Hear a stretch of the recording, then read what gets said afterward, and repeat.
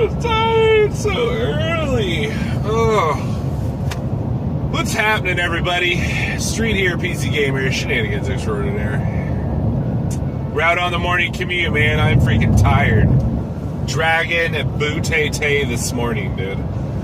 Well, today we're going for maximum fuel economy on the Accord Diaries. We're pushing 40.4 miles per gallon right now. We got our econ button on, and that, for those of you guys who don't know, it's basically you turn the car into a bitch, and then you drive like that for a while. Econ, when you turn on the econ button in a Honda, it turns the car into a completely different animal. It changes some of the shift points in the transmission. It actually like cuts back the throttle, so you have to push down harder on the throttle to get any kind of power out of it. And also it like regulates something to do with the climate control. It regulates the fan speeds, or maybe the how often the compressor's kicking on or something. I'm not exactly sure. I just know that it affects that as well. But on top of that, we're also doing in between like 60 and 65 miles an hour. Now, last time I did this, my best mileage ever was 41.6 miles per gallon. But now I have the intake, the short ram intake on it, which has actually bumped my average miles per gallon up by almost 3 miles per gallon. So I'm doing a test run this time. We're also on a very tight budget this week. And I told the wife, you know what, I could probably save us like 20 to 30 bucks this week just by not driving this car like an animal like I normally do. If I drive it like a family sedan, like it's supposed to be driven, this thing's getting over 40 miles of the gallon, which is awesome. But when I want to throw her in sport and get a little performance out of her, this bitch will just start chirping gears. You know what I'm saying? So it is the best of both worlds. You know, you don't get the manual with this car, but you do get some amazing fuel economy, and that was the one of the pluses to me having to get the automatic. And you know, it's times like this that I really enjoy it because I can utilize it, and I can get the performance out of it that I need, and I can also get the efficiency out of it that I need. Now, those of you guys are wondering, like, dude, you're doing 60 to 65 miles an hour, like that's boo-boo. Well, you know, there is a huge difference your car goes through with gas efficiency between 60 and 70 miles an hour. Now, it's usually upwards of like 15% better fuel economy if you do 65 miles an hour. So I'm actually pushing her a little harder at times. Through here where there's not a lot of traffic, I'm going to do 60 and just kind of cruise. And then when I get back up onto the major part of the freeway where we're getting into some more urban areas, I'm going to kick it back up to 65 and just kind of float along with traffic. There's a lot more Priuses and things on the road over there that are doing the same thing. So I think we'll just go ahead and just try to get up into, you know, the chain gang, if you will. And we're going to do it that way. Now, I know it's dark out here. I don't, you know, guys, let me know if you don't mind these morning episodes, because sometimes the morning episodes are fun because there's just so much more that can happen in the mornings. But also there's things that I have on my mind that I want to get off my chest and talk to you guys about, or topics that I remember I wanted to discuss and I might not remember. So I like to just get them out when I think about it.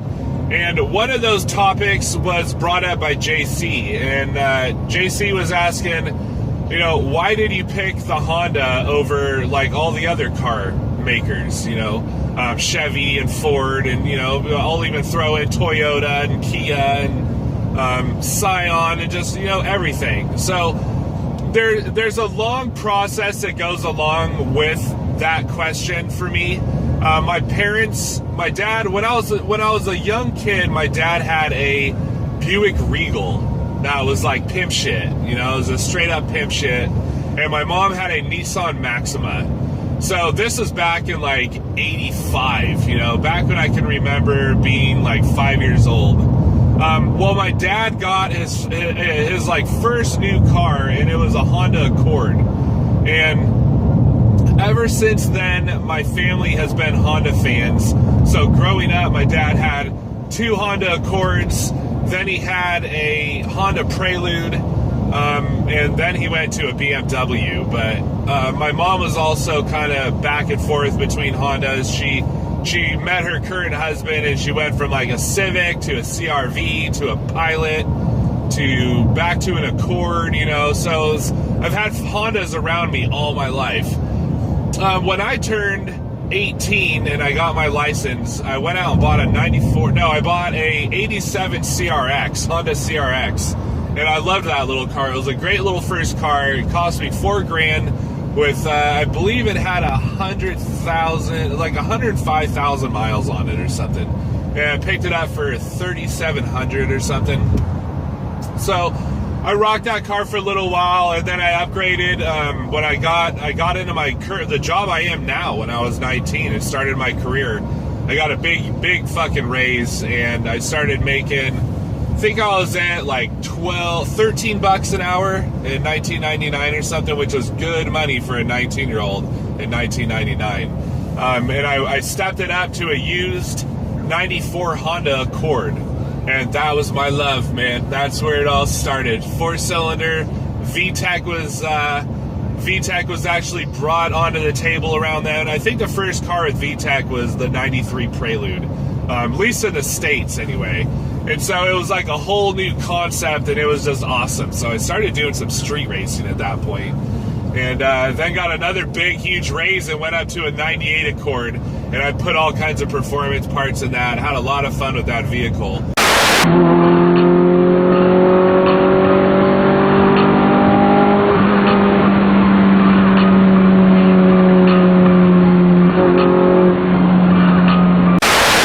And then I started mixing it up. Did a couple of Toyotas and looked at some other vehicles, but I kept coming back to the Accord. I ended up getting another 2007 Honda Accord, which was what I showcased in episode 1, which was a V6 6-speed manual.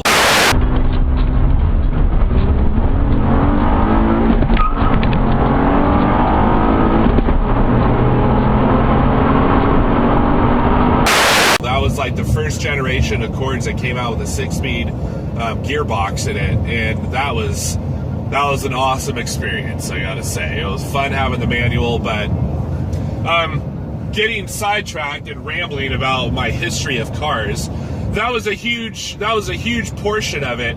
The next part of it is that my stepfather was a finance manager for the local Honda dealership, which he taught me how to get the most out of when I go in and buy a car. I have become a professional when it comes to buying cars. I get cars for so cheap, usually about $6,500 off MSRP. And you guys, those of you guys that drive Hondas know that Honda doesn't break when it comes to, there's no $7,500 cash backs like Ford does, and you know, none of that type of shit. So it's one of those things where I learned how to work the system, when to buy the cars, when to get deals, and when to just utilize all that power and get the car for as cheap as I can. So I have a foot inside the Honda dealership for the most part. I'm at the point now where my local dealership, I just call it, because I buy cars like every 2-3 years generally, or release a car for my wife. And I basically just call them up and say, this is what I want it for. This is what I want to get my car for. And they know that I'm going to get it, so they just give it to me. They're just, okay, Mr., just come on in, just come get it, and we'll just make this quick. So usually I'm in and out of the dealership in about an hour. It's just, I don't get to test drive it. I just come in, I already know, I've already test driven it, I just get it done. So that's another part of it. But the final part of it is, like, especially this time when I was looking at this Accord right now, I was looking at buying a Ford Fusion. I was looking at a Kia Optima, and what else was I looking at? I guess that was kind of it. Was that it? I think that was it. I looked at the Chevys, didn't like the Chevys. I didn't like the Corolla, or not the Corolla, the Camry. Didn't like the Camry, and it basically dropped down between those three. I was looking at the Ford Fusion Titanium with the EcoBoost, and I was looking at the Kia Optima with the 2.0T, the turbo, and then this. And it came down to a few basic things for me. First was price point. Okay, so they were all pretty much in the same price category. Ford I probably could have got for about $1,000 to $1,500 cheaper with sales incentives and things.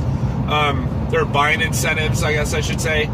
But the power wasn't there, the fuel economy wasn't there, and the technology wasn't there. So I was kind of turned away from the Ford. And then I started looking at the Kia Optima, and the Kia Optima is a fucking nice car, dude. That is a really nice car. The technology is there. It had one up probably on the technology, and the interior design and all the cool tech in there was just like eye candy. You're just like, oh my god, this car is so cool. And the power was there, dude. That little 4-cylinder with the turbo on it was put down. I think it was 274 horsepower. The torque, I don't remember exactly what the torque was. I think it was like 230 or 240 pound-foot of torque. I don't remember exactly, but I remember that the fuel economy was not as good. It was marked at 31 miles per gallon highway, but I think it was actually getting like 28 to 29 per the actual drivers, the people that were reporting what they were actually seeing in their cars. So that turned me off, because it was actually going to cost me about $1,000 more, because they weren't willing to work on their price. That's kind of one of the things with Hondas that's great, is that Honda knows they're going to sell a shitload of cars, and they know they're going to make a shitload of money, so they're willing to make less on the car. Where like Ford will do like a yearly, like, just fucking take the car, man. We're not selling them, just fucking take the car. And so they give you all these incentives and cash rewards, but when they're not doing those deals, they don't like budgeting a whole lot, or breaking on their price point a whole lot. You can get them down from MSRP, but they give you so much shit in the process. And maybe that's another part that I pick Honda, is because the guys at my dealership know me and know I don't put up with shit when buying a car, and they know that they're going to make money regardless, so they just, okay man, come on in, we'll give it to you for that. That being said, after all the pros and cons, man, every single time I always go back to the Honda, because it's got the fuel efficiency I want, it's got the technology I want, and it's got the power and performance that I want. So it's just kind of, that's just where it lies. It's just a better deal for me, in my opinion, and I just keep going back to Honda. I am more than happy to go to something else. I even looked at some Subarus. I was thinking about getting an STI, because it did have 4 doors. I need 4 doors for the kids. So that was actually an option, but I didn't take it because it only got like 26 miles of the gallon or something. I was like, fuck, man, I might as well get like a Camaro Super Sport. I think those things get still like 30 or something, but no, I couldn't handle putting kids. I want a muscle car so bad. I want a 5.0 for like a Mustang 5.0 would be fucking beast. But I can't do that yet, not while I have kids and stuff. It's just too big of a pain in the ass. Those of you guys with kids know, trying to deal with kids in a coupe is ridiculous. So when they're older and I can just be like, get in the car and not worry about booster seats and bringing bags of snacks on long trips and things like that, then I'm definitely doing a muscle car, provided I can afford it. And I make good money. Josiah was asking, like, dude, how do you even live driving that much with, with gas so expensive in California? And gas is really expensive in California. The highest I've seen it is $4.60 a gallon, and that was a couple of years ago. Lately, it's been about $2.75 to $3. And I know some of you guys in like Texas and shit are fucking paying like, $1.90 or something, which is crazy to me. But more power to ya. But, I make good money. I have a really good job. My wife has a really good job, and combined, our combined income is pretty healthy. But then again, we live in California, so my monthly nut is about $6,000. You know, my bills all combined equal about $6,000 a month, which is absolutely insane to some of you. But, you know, that's the price you pay for living in California. You also get paid a little bit more in California, but it's still really expensive to live here. That's like one of those things is like if you live in California and you make your livelihood in California and then move out of state, chances are you will not be able to come back to California because the price difference is so much different. You know, it's like you're going to have twice as much money, say, if you lived in Montana and then you came back to California. It's just one of those price point things that it's a bitch. It's a serious bitch, but it is what it is. And I like to point out that we are at 42.2 miles per gallon right now. 42.3. Yes. I've broken my all-time record. The intake, the short ram intake has proven to be an enhancement even more to my fuel economy. And that's awesome, man, because even when I'm running it hard, I'm still getting 2-3 miles per gallon higher than what I was when I was running it hard stock. So awesome mod. That's how I sold it to myself. I was like, yeah, you know, I'm gonna get a little sound out of it, a little high-end power maybe. I was like, but really I'm gonna save on fuel economy, and that's gonna be awesome. So just made it. It was just a win-win situation. So anyway, that being said, I guess, JC, there you go, man. That was a long-winded answer, but you know what? We got an episode to fill, and I think we got a pretty good idea of why I ride the way I ride with my Honda choice, and it is what it is. You know, so I'm a Honda fan. I'll admit it. I have owned some Toyotas, and I have owned some other vehicles and stuff, but I keep coming back to the Accord especially because it's just such a comfortable car. It's such a well-performing car, and it just does everything I want it to do. Plus, it's got a bunch of tech, and it's just sweet. So there you guys have it. All right, we're gonna go ahead and get back to this drive. I'm gonna get back in touch with you guys here in a little bit when we get back into town, and we'll see what our final total is for gas mileage. We're almost at 43 miles per gallon. I'm feeling really good about this commute. I think we're gonna be able to break 43 and some change. So stay tuned, everybody. I'll be back with you in a second. All right, guys, we made it to Santa Rosa. Feels really good, dude. We're about to break 44 miles per gallon. The Accord never lets me down when I need her to. That means I went 60 miles, 44 miles per gallon. You do the math, dude. I burned a little over a gallon of fuel to get here. That's definitely going to save me some fundage. All right, guys, I hope you enjoyed this. This is more of a non-action episode, and we just had some fun. So thank you, everybody, for watching. Don't forget to like and subscribe if you haven't already. See you next time.